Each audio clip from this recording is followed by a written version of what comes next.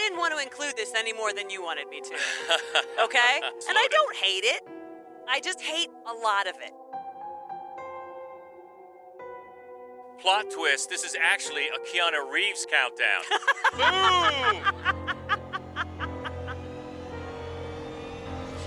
You're lucky because now I don't have to say, why'd you spill your beans? Because I thought he was going to tell you.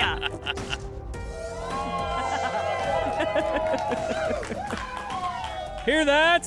Hear They're that so Christmas happy. spirit? That's Welcome right. to my movie series. Welcome to the December edition of Fright Club Live. We are Holly and we are Jolly. Actually, no, she is Hope Madden. And he's George Wolf. And we are from madwolf.com, back here as we are every second Wednesday of the month for Fright Club Live. And we're psyched up because I know a lot of people are in the Christmas mood to watch American Psycho. Are we not? Exactly. And I love that people turned out because if they didn't, I would never get to pick a movie again. So thank you. Thank you so much. Is this one where, well, actually, before we get into the countdown and what we're doing, we have to wish a happy birthday. We do. Happy birthday to Richard. Happy birthday to you. Happy birthday to you. Happy birthday, dear Rocky. Happy birthday. Shall we? A special Fright Club happy birthday to Happy Richard. birthday. Thanks so much. Thanks for sharing it with us. Thank you for sharing it with us. We appreciate that. So, yeah, if you haven't heard, I got to pick this month's movie. And was this one where you had to build a category around the movie? Yes. Or you did? Yep. Okay. But it was fun to decide what to do with this one. This movie has been on so many of our lists because it's basically a perfect film. So it bubbles to the top of a lot of lists. And the one that we decided on, because it was kind of fun to put together, is future Oscar winners. So we were looking for horror films that are just stocked with people who were eventually going to go on to win Oscars, but very definitely not for the movie that they're in, that we're talking about. That's right. So that'll be good because obviously it's star-packed. Yes. This movie is, and all the movies on the list. But before we get to that, really just a few minutes before we were leaving the house tonight to come here, we got a fantastic message on Facebook from a frequent Fright Club podcast listener. Mike. And we just want to thank him. He says that he doesn't have a lot of people to talk to horror movies about because there's no a lot of horror fans. And so our conversations about horror movies fill that hole for him. And that was very nice to say. Yeah, I didn't notice where he was from, but we would welcome him here. That's right. In the loving bosom of Fright Club. Would we not? So hopefully wherever he That is. doesn't sound creepy at all. Please don't be creeped out, Mike. No, thank you, so do. Yeah, thank you for that. We always appreciate it. We also need to apologize because we dropped the ball and did not have a podcast earlier this month. And people noticed that. And in particular, Fave 5 from Fans Podcast.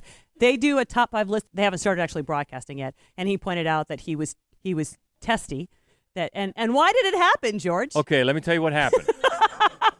We had it set up. We were going to talk with Corey, our Australian correspondent. Right, Guy from with the Rewatch podcast. Yes, man from the future. And we have to Skype with him. And we'd always done it before through the iPad. But I went to the studio, and I thought, well, the last couple of times we've Skyped with other people, we've done it through the phone. So I thought, okay, we'll do it through the phone. It sounded fine. But in the interim, I have gotten a new iPhone, and the old mini plug doesn't work. You have to get that lightning adapter because that's how Apple works, to get every last dollar from you. You just screw up our podcast. Right. So we get there, we're all set. He Skypes in from Australia, and I don't have the adapter. And this is like the 9th time in a row that we screwed something up on a Corey Metcalf podcast. Yeah. So I'm sure he thinks we do it on purpose, but we don't, and we love you, Corey. Yeah, we're sorry. I'm eating it on that one, so it was my fault. But we have rescheduled. We have. And we're going to have him, I think, for that, which is actually a fantastic topic. Yeah. And he came up with a topic. Get this. I can't believe we haven't thought of this before, but it's top 5 horror movies where nobody dies. Yeah. Yeah. Did you hear that, Corey? Did you hear that, Oohs and Ahs? That's right. That was a great, great topic. So we are going to get it. We're going to record it, I think, this weekend if I have my adapter straight. And I will. And then that'll be penciled in for February the 10th, I think, right? Yep. So all that's coming up. And also, I've got the actual next studio podcast is, if you can believe this, the year is ending, the best of the year. That's right. And it's been a good year for horror been. movies. Yeah. It has been. So we're making that list and checking it twice. So That'll be the next one. But until then, we have got to talk about future Oscar winners, which is fun. This is almost, every year we do Skeletons in the Closet. Right. Once the Oscar nominations come out, then we look back at the current Oscar nominees and look back in their horror past. Right. So this is sort of like the cousin of that. Exactly. It's just when you start to do that, you start to know, well, American Psycho is the one we're going to show today. There are just like 95 Oscar winners in this movie. Just none of them had won one yet. And so I just started thinking of some of the others. So we showed earlier this year, we showed The Dead Don't Die. And that has Tilda Swinton, Oscar winner, Adam Driver, nominee, Bill Murray, nominee, Chloe Sevigny, nominee. And I thought, how many others of those can I come up with? A ton. A lot. A ton. And by the way, if you remember, we had The Dead Don't Die as a Fright Club premiere, and we can't spill it yet, but we are this close to grabbing another soon-to-come horror movie for a Fright Club premiere that'll be right here at Gateway. You're lucky because now I don't have to say, why'd you spill your beans? Because I thought he was going to tell you. I tell you, we're putting the final touches on that, but hopefully we'll have an announcement on that very soon. So but good. trust me, you're going to be digging it. Yep. You are going to be digging it. Okay, well, no, the Poughkeepsie tapes will not be bumped this time. It will not be bumped, No. but we're going to make room, hopefully, for this. It'll be fun. All right, I'm sorry. That's okay. That was a good announcement. It was, yeah. So should we go through a couple of the also-rans? Yeah, what else was bubbling under? Bubbling under, The Devil's Advocate, right? Taylor Hackford, who is a winner. Al Pacino, winner. Charlize Theron, winner. So that's got a lot of people. The movie, however, not a winner. No, not a winner. Another one, Night Watch from 1997 with Patricia Arquette, Nick Nolte, Josh Brolin, Brad Dourif. I mean, it's so crazy how many. Wow. I know. I missed that one completely. I think I was returning some videotapes. I think you. When that came out. Interview with a Vampire, which is another one that I think I bring up a lot as isn't going to make one of my lists ever. Like, this is at least the third time. But Neil Jordan and Brad Pitt and Tom Cruise, so all Oscar nominees, not for that movie, of course. My Boyfriend's Back, Philip Seymour Hoffman. Philip Seymour Hoffman. And although he doesn't have any lines, you can't miss him. Matthew McConaughey is in that movie. And speaking of Matthew McConaughey, he and Renee Zellweger, Oscar winners both, co-star in Texas Chainsaw Massacre 4. That's right. And I'd say Renee has a pretty good shot to win another one this year. That's right. That remains to be seen. But okay. Were those the almost made it? They were. They were the Okay. almost made it. All right. So we'll get to it. This is movies chock full of future Oscar winners. And truth be told, this first one at number 5, it's probably the only way this movie's going to get on a list. Clearly. Really? I mean, let's be real. This is from 2005. Supernatural exorcist and demonologist John Constantine helps a policewoman prove her sister's death was not a suicide, but something more. It is Constantine. What if I told you that God and the devil made a wager for the souls of all mankind? No direct contact with humans. That would be the rule. Just influence. See who would win. Demons stay in hell. Angels in heaven. They call it the balance. I need to see what you see. You do this, there's no turning back. You see them. They see you. Understand? Go to hell. Okay, quick. If you had to pick one, Constantine or Devil's Advocate, what would you see? For Stormare alone, I would see Constantine Peter Stormare. again. Good call. And of course, Tilda. I'm always gonna lean Tilda. Yeah, that's a good call. So run them down. We've got Tilda. We've got Rachel Weisz. Yep. And Jimon Hunsu, who was Right. nominated twice but never won. Right. And also, you're going to notice this, whether I point it out to you or not. There is a weird amount of Keanu in this list today. Like, I didn't do it on purpose, and then I was just like, including Devil's Advocate that didn't. Right. I'm like, damn, he makes a lot of movies with other people who will go on to win Oscars. Although more and more he seems like such a cool guy. He right? does. He seems like the does. nicest man in the world, besides Great guy. Ben Young, who we already know is the nicest man in the world. That's right. But he's number 2. This one, I found a nice bit of trivia about this. Domino Harvey. Remember that movie? I do. She's actually in this movie. Oh. The model that movie was about, Domino Harvey, she makes a cameo at Papa Midnight's bar. She's Okay. seated at the table as an angel. Oh, I see. Yeah. Nice. Yeah, she makes a appearance, and so does Michelle Monaghan. She can be seen briefly in this movie as well. But yeah, Peter Stormare, that's a very good call Yes. because he makes a good Satan. He does. Was he makes on it- our Satan list? Yes, he When was on we our did Satan Best list. Satans? Yes. Yeah, because he cuts a striking figure. He does. And he's great in this movie. And actually, Jimon Hounsou is great in this movie. Tilda Swinton is the reason to see it if you're going to see it, because she plays the angel Gabriel. And anytime she plays like a gender fluid kind of a role, she just does she does a brilliant job no matter what she does. She's so cool in this movie. And really, there's a lot about the movie that works, I think, fairly well. It just can't carry the weight of the entire film. Like the whole sort of background and environment and minor characters pique your interest, but the film itself is pretty dull. It was actually based on a comic book called Hellblazer, and they said they changed the title to avoid confusion with Hellboy, but I would think doesn't Hellraiser is closer. Yeah, exactly. But I guess Hellboy was more recent, too, when this movie came out. But, besides... well, you mentioned Tilda, and really, if Tilda's in the movie, that's usually the reason to see it. Yes. But Rachel Weisz is always good, and she's Yep. in it twice because she plays twins. Oh, that's Yeah. right. Yeah. But Peter Stormare, especially with his... It's always interesting to see how a movie that's going to have Satan in it chooses to depict Satan. Yeah. Not only the actor, but what they're wearing, Yeah. how they present him, and the suit, Yeah. and the bit of, what is it, like tar coming? Yeah, goo, Goo. tar at the bottom. Yeah, all of that is very cool. So that's Yeah. that's a big thumbs up. But yeah, there's some definite Oscar heaviness to Constantine from 2005. That's why it's number 5 on our future Oscar list, which moves us up to number 4. Oh, more Keanu. This is from 1992. The centuries-old vampire Count Dracula comes to England to seduce Jonathan Harker's fiancée, Mina, and inflict havoc in the foreign land. Are those groans we're hearing? I think they are. It's Bram Stoker's Dracula. What are you? Vampires do exist. This one we fight, this one we face. You've got to go to him, and you've got to love him. She is a willing recruit and devoted disciple. She is the devil's concubine. Dagger! Join me in eternal life. Your salvation is his destruction.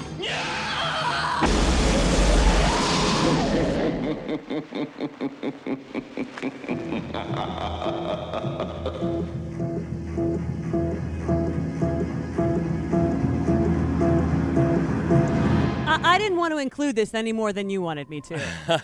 Okay? But let's just start with Coppola. He has 6 Oscars and another 7 nominations. So that alone makes Right. this list. That's hardware. On his own, he outnumbers everybody else on the list. And then you add to that Oldman, who has a win and a nomination, Anthony Hopkins, who has a win and 2 nominations, Winona Ryder has 2 nominations, Richard E. Grant, who has a nomination. I couldn't get out of it. Yeah. I couldn't. I was contractually obligated to include this movie. It's and loaded. I don't hate it. I just hate a lot of it. Yeah. Wow. Yeah. It's tough, and it starts with, again, you hate to pick on Keanu Reeves all the time, but he's Well, then let's pick on Winona Ryder. okay. Because even though They're she both has bad. been talented, God, she's awful in it. What is that accent? Oh, she's terrible in this movie. But Gary Oldman, the Dracula figure here is interesting. Yeah. Of course, now anytime I see that clip, I think of Monty Burns. Oh, exactly. From The Simpsons, and I want to watch that. Genius. But, But Gary Oldman, especially as the Dracula from the old country, come on in, is awesome in this movie. He's less great, I think, as the modern day, for the film modern day Dracula, because he's supposed to be super sexy. And I've had a crush on Gary Oldman since 1988 when I saw Sid and Nancy. But still, he's not really that sexually charismatic. Like I thought to myself, I don't think she's going for that. well, it's interesting because in some interviews at the time, Francis Ford Coppola, looking back, it says that's why he got Keanu Reeves. He was looking for a quote-unquote heartthrob of the time to be in the movie to help drive some traffic, and that's why he settled on Keanu Reeves. But you mentioned Winona Ryder's accent, but always for me, one of the things that hampers Keanu Reeves, especially in that time period, is his voice. Yeah. It's really hard to get around. No. He just sounds too much like Bill and Ted. He does. In this movie. But you have Gary Oldman, and it has a very interesting take on the character. Yeah. He hired a singing coach to try to lower his voice like an octave. Oh, that try was to a good get- idea. Yeah, to get a certain sound. And you'll like this. He actually got the Prince Vlad's scream at the beginning of the movie. It's not Gary Oldman, but it's the Cramps lead singer doing that scream Nice. to get sound. It's a good scream. It is a good scream. I like it. And of course, I mean, the number one main reason that this movie is good at all is because Tom Waits plays Renfield, and he's great, isn't he not? I mean, he's great. He's Yes, a great he's a great Renfield. Renfield. And as much as I love Anthony Hopkins, he just eats a big ham sandwich this whole movie. Over the top a little, Anthony. Wow, and he would do it again when he made that god-awful Wolfman movie. I mean, Yes. sometimes he just is like, I'm going for the rafters. Yeah. I'm going to Branagh. Little Kenneth Branagh going on yeah. there. Which I think makes for a campy kind of over the top enjoyment if you look at it that way. I do. I think that there's reason to watch the movie. It looks pretty glorious in its sort of sloppy, sultry, overly hot way, but there are reasons to like the film. And they actually, after preview audiences complained, they actually cut about 25 minutes of thank blood, you, Jesus. of blood and gore from it, you know?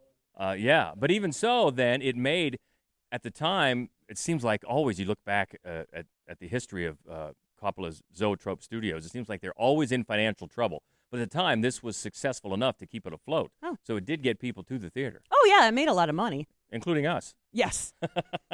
At the time, and it makes number 4 on our list of future Oscar horror. That's Bram Stoker's Dracula from 1992. Moving up to number 3, this is a first-timer here for Fright Club, isn't it? Interesting. And I had to be reminded of this. I remember seeing it, but when I first saw it, I thought it was another movie with the same title. Sure. But this is from 2000. A woman with extrasensory perception is asked to help find a young woman who has disappeared. It's The Gift. What I'm seeing, a split rail fence and a pond. I can smell flowers.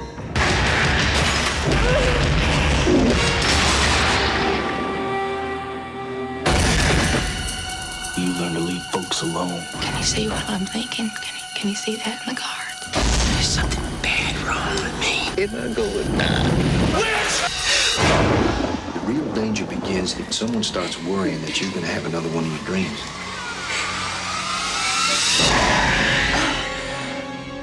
Messing with the devil's gonna get you burned. Plot twist, this is actually a Keanu Reeves countdown. Boom! The more he's popping up, I'm thinking, this dude is Forrest Gump.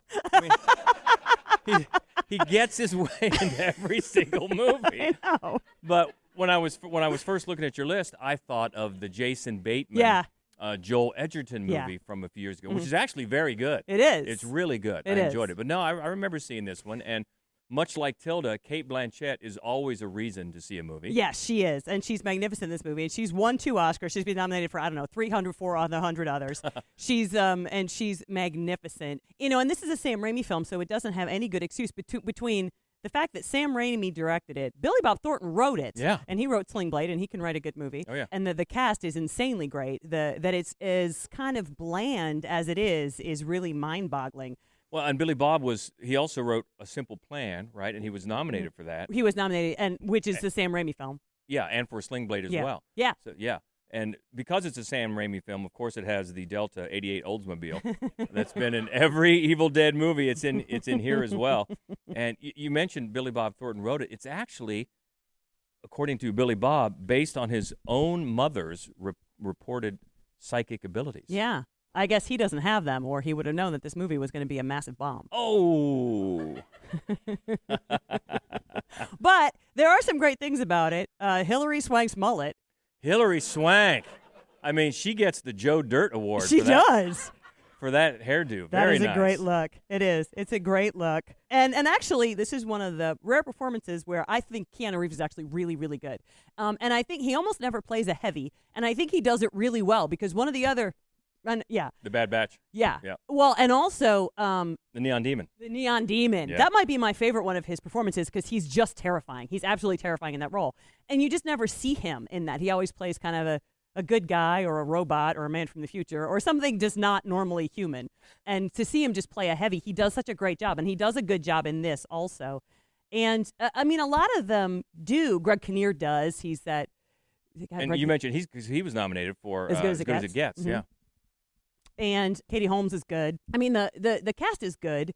And the film isn't bad. Honestly, it isn't. It just doesn't really ever sort of go anywhere. It doesn't ever have a like an exciting climactic moment. It just kind of sits there. Yeah, and it's one of those that you look and you say, boy, with this much talent involved, you kind of think it would pack a bigger punch. There's a lot of movies like that. Yeah. It should have been the sum of its parts don't add up to as something as worthwhile as you think. Yes. Yeah, but it's interesting and keeps you guessing for a while. And the funniest thing, considering the remarkable talent in this movie, the two who stand out as really doing the best job in the film are Keanu Reeves and Giovanni Ribisi. Right. Yeah. That who neither of them have ever been nominated for probably anything, and they both of them really drive this film. Yeah, agreed. And that is number 3, The Gift from 2000 on our list of future Oscar nominees and winners in horror. So moving up to number 2, I think it's a Fright Club favorite.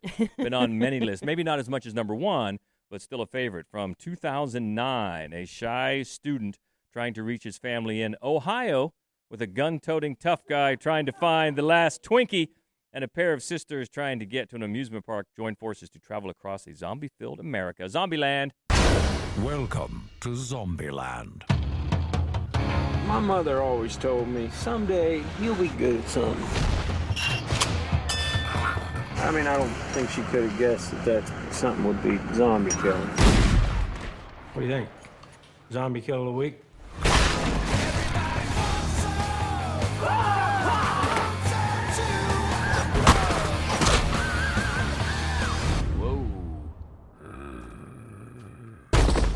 You guys want some Purell? Yes. Yeah.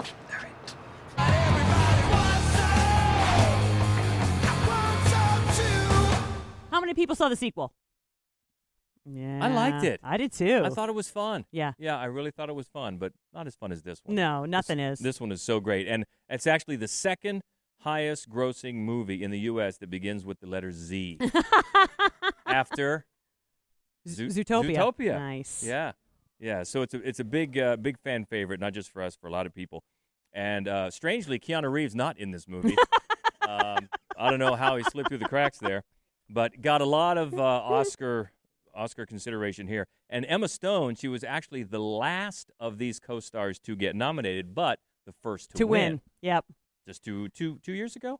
Or last year? No, 2 years ago. 2 years ago. Yeah. And it's funny that because Abigail Breslin is so much younger than everybody else, but she was nominated as a child for Little Miss Sunshine. Yeah. And, of course, Jesse Eisenberg was nominated for The Social Network, and Woody Harrelson's been nominated a bunch of times. Yeah. And it's really high time he wins first one. for the Larry Flint movie, maybe? That was his first one, and for The Messenger. And, of course, Bill Murray also has been nominated. Sure. Yeah. So solid talent here. Yeah, which is, I think, one of the reasons the movie works as well as it does. It's incredibly clever. The concept is clever. The writers who also wrote Deadpool, they wrote a really funny, very fresh take on it. The direction is great. That kiosk of death where he's in there and you're sure Woody Harrelson's not going to make it out and he kills all those people. Oh my God, that's awesome. Yeah, and the amusement park. Yeah, the whole amusement park is great. Which is where they're heading to, and it's interesting you bring up the sequel, because when watching the sequel, I thought it follows along with so many elements from this one. Yes. Instead of the amusement park, in the sequel, you got the high rise. There's the commune or whatever you call it there, and it works in similar ways. But they find out a way to have fun, both visually, because some of the visuals, a case in point where you talked about the stand at the kiosk, and then fighting that zombie at the amusement park as he's climbing up to get them, things like that. Oh, yeah. It's really inventive ways to make visual storytelling as well. But the reason the first one works, and to the same degree the second one works as well, is because of that cast. Yeah. It just elevates everything to an incredibly high degree because the profound talent among those five people. Yeah, which is another kind of ironic thing about the sequels. I think we both thought that the sequel gets elevated when the new fresh characters people come into it. Yeah. Although the returning cast is great as well. Yeah. But it's elevated by the new cast members. But that's getting off the topic, which is this one. And there's so much Oscar here. But some of the other people, Bill Murray, of course, in this movie makes one of the greatest cameos of all time. Ever. But a lot of other people were offered cameos, including, I'm hoping Keanu Reeves is on this list, but he's not. Joe Pesci, Mark Hamill, Dwayne Johnson, Kevin Bacon, Jean-Claude Van Damme, and Matthew McConaughey. Okay. All were offered but didn't quite make it in. But I don't see how they could beat Can't. No, there's no way. There's no way. As I've said before, even Jesus in a zombie movie cameo would not have made me as happy. Wow. I know. During the Christmas season, she goes there. He's our first zombie. Woo! I'm just waiting to see if I get hit by lightning. I'm just gonna leave that there. And we'll move on, moving up to number 1 on our list of future Oscars in horror. And you know it's the one we're seeing tonight from the year 2000. It's a wealthy New York City investment banking executive, Patrick Bateman, hiding his alternate psychopathic ego from his coworkers and friends as he delves deeper into his violent fantasies, American Psycho. I know my behavior can be erratic sometimes. Stupid bitchy! What are you so fucking zany about? I'm just a happy camper, rocking and a rolling. You're inhuman. No, I'm in touch with humanity. Hey, Paul!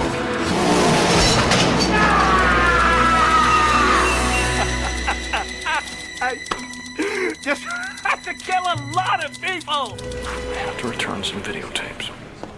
Well, first of all, I know we exchanged business cards with a lot of you during happy hour. But if we didn't, we have plenty of our business cards down here. We would love to see yours and compare the subtle thickness. We were talking about that scene is so phallic. Yeah, that's right. Oh, my God. It is. Well, first of all, is there anyone here that has never seen this movie?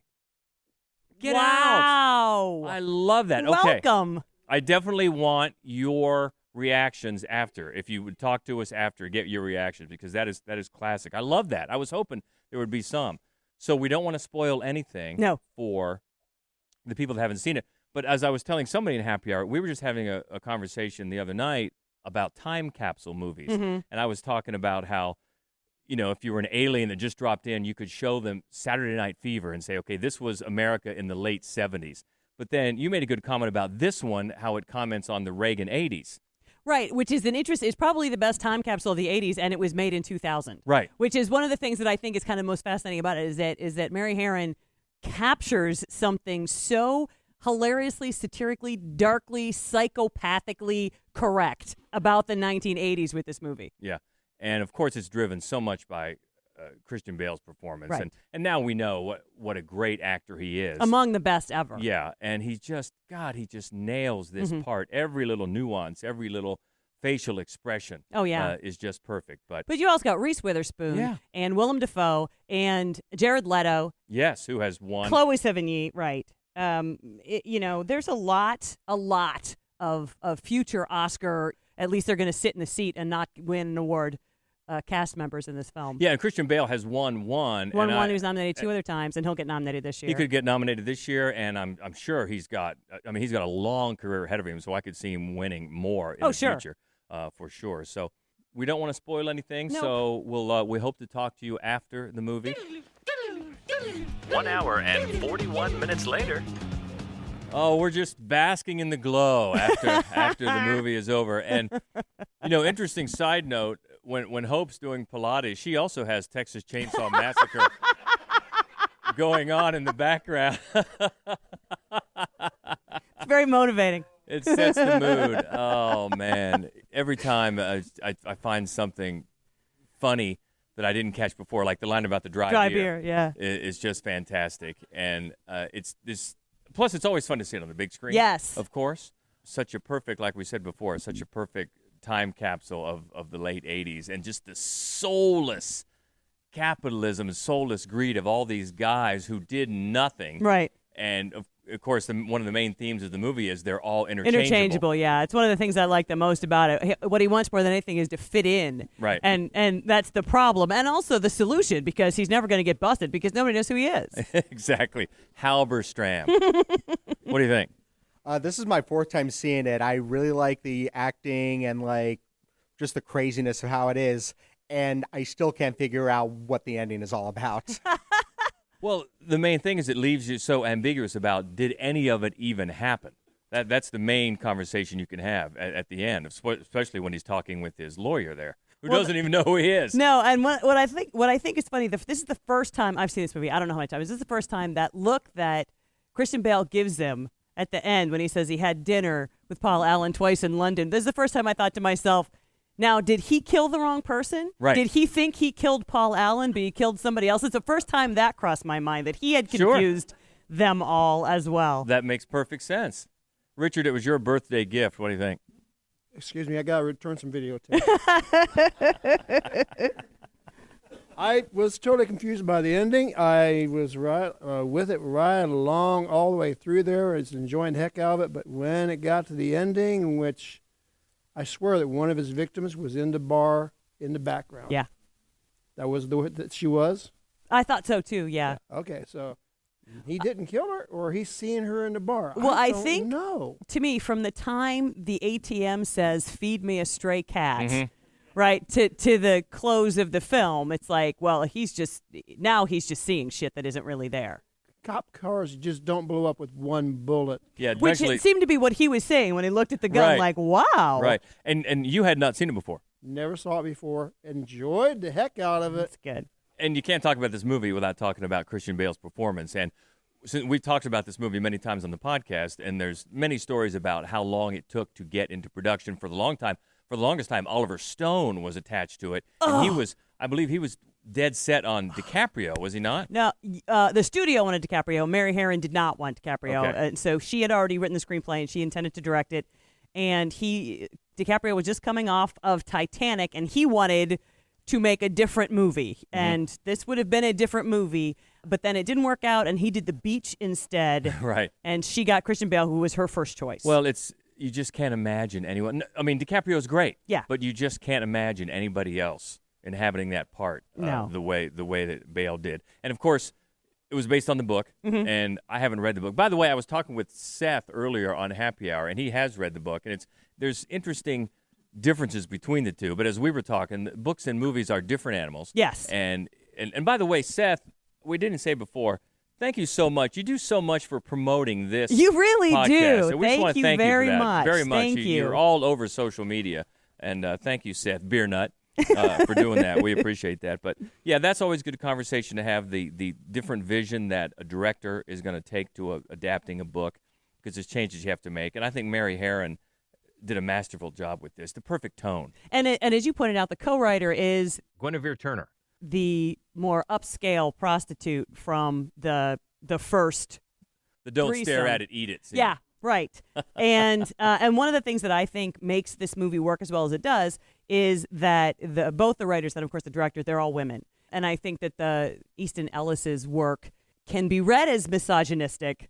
I don't think the film can be. I mean, from my perspective, it's not a misogynistic film, and I think that that's an important differentiator, because I think, if you take this exact same movie, this exact same cast, the exact same storyline, and you just frame it slightly differently, it's almost unwatchably hateful. I think that what they did in the tone in particular is just about perfect. Yeah, that's a great point and a great note to end it on.